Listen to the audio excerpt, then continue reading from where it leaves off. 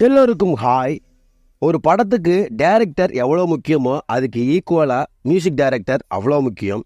நார்மலாக இருக்கிற உடலுக்கு அசைவு கொடுக்குற மாதிரி ஒரு படம் டைரக்ஷனில் சக்ஸஸ் ஆகி படம் ஹிட் ஆனாலும் மியூசிக் டைரக்டருக்கும் சேம் கிரெடிட்ஸை கொடுத்தே ஆகணும். இப்படி தமிழ் சினிமாவில் எந்தெந்த படத்துக்கு தன்னோட சிறப்பான தரமான மியூசிக்கை போட்டு நேஷனல் அவார்டு வாங்கியிருக்காங்கன்னு கொஞ்சம் இன்ட்ரெஸ்டிங்காகவே பார்ப்போம். கேவி மகாதேவன், ஏபி நாகராஜன் டைரக்ஷனில் சிவாஜி கணேசன், ஜெமினி கணேசன் நடித்து 1967 வெளிவந்த பக்தி படம் கந்தன் கருணை. இந்த படத்துக்கு கேவி மகாதேவன் மியூசிக் கம்போஸ் பண்ணியிருக்காரு. ஒரு நார்மல் கமர்ஷியல் படத்துக்கு மியூசிக் போடுறதுக்கும் ஒரு பக்தி படத்துக்கு மியூசிக் போடுறதுக்கும் பெரிய டிஃப்ரென்ஸ் இருக்குது. இப்படி கந்தன் கருணை படத்தில் தன்னோட சூப்பரான மியூசிக்னால பெஸ்ட் மியூசிக் டைரக்டருக்கான நேஷனல் அவார்டை வாங்கினார் கேவி மகாதேவன். இசைஞானி இளையராஜாவை என்ட்ரி கொடுத்து ஒரு 30-40 வருஷத்தை தன்னோட கையில் வச்சுட்டு சிறந்த மியூசிக் ஸ்க்ரீனால் மேஸ்ட்ரோ இசைஞானின்னு பேர் வாங்கினார் இளையராஜா. எக்கச்சக்கமான படத்துக்கு மியூசிக் கம்போஸ் பண்ணியிருக்காரு. மேக்ஸிமம் எல்லா படமும் ஹிட், எல்லா சாங்ஸும் ஹிட்.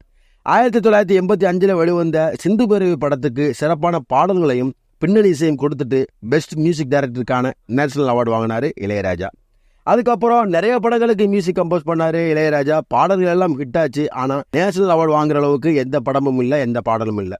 அப்புறம் ரொம்ப கேப்புக்கு அப்புறம் 2015 ரிலீஸ் ஆன தாரதப்பட்ட படத்துக்கு மியூசிக் கம்போஸ் பண்ணி பழைய இளையராஜாவாக வந்து பெஸ்ட் மியூசிக் டைரக்டருக்கான நேஷனல் அவார்டு வாங்கினார் இசைஞானி இளையராஜா.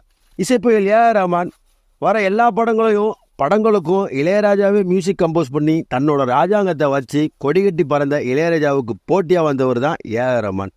மியூசிக் ட்ரெண்டையே மாற்றிட்டு தன்னோட முதல் படத்திலேயே ஹை ஸ்பெஷாலிட்டி சிஸ்டம் பேண்டை கொண்டு வந்தார்.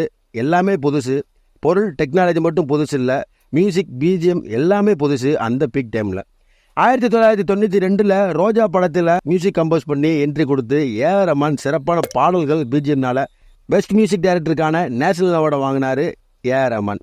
இளையராஜா இருந்த டைமே ஏஆர் ரஹ்மான் ட்ரெண்டில் இருந்து நேஷனல் அவார்டு வாங்கினார். அப்புறம் நிறைய படங்களுக்கு மியூசிக் கம்போஸ் பண்ணி இசைப்புயல்னு அடமொழி வாங்கிட்டார் இசைப்புயல் ஏஆர் ரஹ்மான். அப்புறம் 1996 ரிலீஸ் ஆன மின்சார கனவு படத்துக்கு தன்னோட ட்ரெண்டிங்கான மியூசிக்கை போட்டு தன்னோட செகண்ட் நேஷனல் அவார்டை வாங்கினார் இசைப்புயல் ஏஆர் ரஹ்மான்.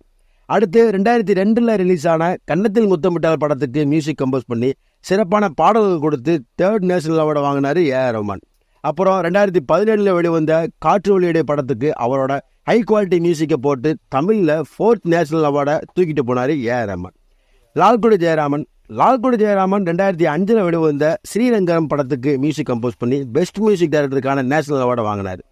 டி இமான் தமிழ் சினிமாவில் நிறைய ஹிட் மூவிஸ்க்கு நல்ல ஆல்பம்ஸ் நிறைய கொடுத்துருக்காரு, நிறைய ஹிட் சாங்ஸ். 2019 தலை நடிச்சு வெளிவந்த விஸ்வாசம் படத்தில் சூப்பரான சாங்ஸ் பிஜிஎம்ஸை போட்டு பெஸ்ட் மியூசிக் டைரக்டருக்கான நேஷனல் அவார்டு வாங்கினார் Imman. GV Prakash is the most underrated music director in Tamil cinema. 1000 ஒருவன், பொல்லாதவன், ஆடுகளம், அசுரன் மாதிரியான சூப்பர் டூப்பர் படங்களுக்கு மியூசிக் கம்போஸ் பண்ணி அந்த படங்கள் ஹிட்டாக ஜிவி ஒரு முக்கியமான காரணம். ரொம்ப சூப்பராக மியூசிக் போட்டிருப்பாரு. ஆனால் எந்த ஒரு படத்துக்கும் அவருக்கான எந்த ஒரு அங்கீகாரம் கிடைக்கல. இருந்தும் மனசு தளராமல் சூரரை போட்டு படத்துக்கு தரமான மெர்சலான மியூசிக் சாங்ஸ் பிஜிஎம்ஸ்லாம் போட்டு செதற விட்டார் ஜிவி. நேஷனல் அவார்டு கமிட்டியோட பார்வை டைரக்டாக ஜிவி மேலே விட பெஸ்ட் மியூசிக் டைரக்டருக்கான நேஷனல் அவார்டை வாங்கினார் ஜிவி. இப்படி தமிழ் சினிமா சிறந்த கதைகளை மட்டும் கொடுக்காம பெஸ்ட் மியூசிக்கும் கொடுத்துருக்கு. இந்த வீடியோ பிடிச்சிருந்தா லைக் பண்ணுங்கள், உங்கள் ஃப்ரெண்ட்ஸ் எல்லாத்துக்கும் இந்த வீடியோவை ஷேர் பண்ணுங்கள். அடுத்து ஒரு இன்ட்ரெஸ்டிங்கான வீடியோவில் நான் உங்களை சந்திக்கிறேன். Until then, by.